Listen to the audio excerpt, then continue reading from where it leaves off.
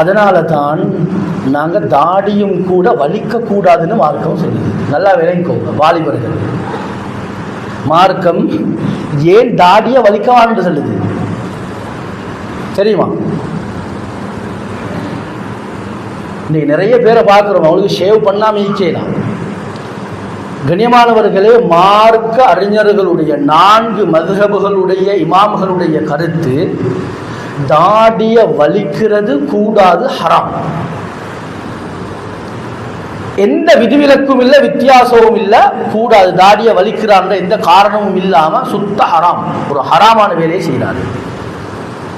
அதனால தான் இப்னு அப்துல் பர் ரஹிமஹுல்லாஹ் அவங்க சொல்லுவாங்க, ஃபுகஹாக்கள் மார்க்க அறிஞர்கள் இந்த முஹன்னஸ் என்று சொன்னேனே, ஆண்களை பெண்களை போல நடிக்கிறாங்க, பெண்களை போல நடிக்கிறாங்க தானே, இவங்களோட கொண்டு போய்த்து தாடி வலிக்கிற வாலிபர்களாக இருந்தாலும் சரி, தாடி வலிக்கிற வயோதிபர்களாக இருந்தாலும் சரி, தாடி வலிக்கிற எந்த ஆணாக இருந்தாலும் சரி, சொல்லுவாங்க யதுகுலு தஹ்த ஹுக்மில் முஹன்னஸ், இந்த முஹன்னஸ் உடைய சட்டத்துக்கு கீழால வந்துடுவாங்க.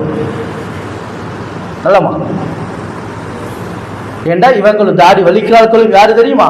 மார்க் அடிப்படையில், அதாவது பெண்களை போல நடிக்கிறாங்க. இமாம் நவவி ரஹ்மத்துல்லாஹி அவங்க சொல்லுவாங்க, ஏன் அது பெண்களுக்கு தாடி இல்லை, பெண்களுக்கு தாடியை நாங்க பாத்திக்கிறோமா?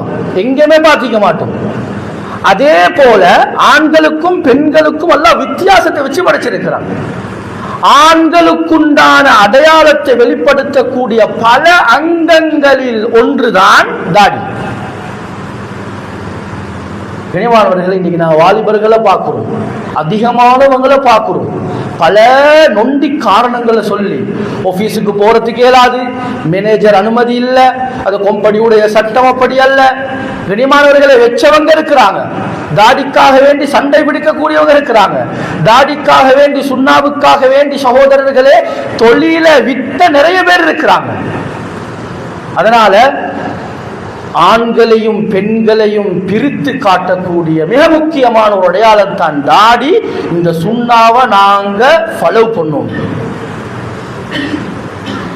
கண்ணியமான சகோதரர்களே, இப்ப நீங்க யோசிக்கலாம், சில நேரத்துக்கு ஒப்பாகிறதுனா என்ன? சில நேரத்துக்கு நல்லா கேட்டுக்கோங்க, 3 நிபந்தனைகளை மார்க்க அறிஞர்கள் சொல்றாங்க. எப்படின்னா, முதலாவது நிபந்தனை என்ன தெரியுமா? ஒருத்தர் இன்னொருத்தருக்கு ஒப்பாகிறதாக இருந்தா, அதாவது பெண்கள் ஆண்களுக்கு ஒப்பாகிறதாக இருந்தா, அல்லது பெண்கள் ஆண்களுக்கு ஒப்பாகிறதாக இருந்தா, முதலாவது நிபந்தனை எப்படி தெரியுமா இருக்கணும்? ஐயகூன தஷப்புஹு மின் சாஹிபிஹி, ஆணாக இருந்தாலும் சரி பெண்ணாக இருந்தாலும் சரி, இன்னொருத்தருக்கு ஒப்பாக போறாருந்தா அந்த செயல் அவரிடமிருந்து உருவாகும். அவரிடமிருந்து யாரு செய்கிறாரோ அவரிடமிருந்து அவருடைய இதுல அவரே அணிஞ்சு கொள்றாரு.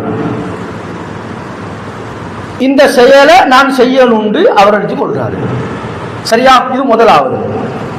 இரண்டாவது, ஐயகூன மின் இஹ்தியாரிஹி, அவருடைய இஹ்தியார், அவருடைய விருப்பத்துக்கு அவர் என்ன செய்யறாரு? கொடுக்கிறாரு. அவருடைய சுய விருப்பத்தில் கொடுக்கிறாரு. யாரும் சொல்லல, யாரும் அவரை வற்புறுத்தல. சில நேரத்துக்கு சில இடங்கள்ல கட்டாயமாக இப்படிதான் அணிஞ்சு வரணும் என்று யார் சரி நிர்பந்தம் வார நேரத்தில் மார்க்கம் நிர்பந்தம் வார நேரத்தில் அனுமதிச்சிருக்கு. ஆனா நிர்பந்தம் இல்லாம அவரே விரும்பி கொடுக்கிறார். சரி, மூணாவது நிபந்தனை என்ன தெரியுமா? அதாவது ஐயகூன தஷப்பு, ஆண் பெண்ணை போல மாறிட்டாரு, பெண் ஆணை போல மாறிட்டாங்க. இப்ப மில் ஜானிபைனி, ரெண்டு பக்கத்துல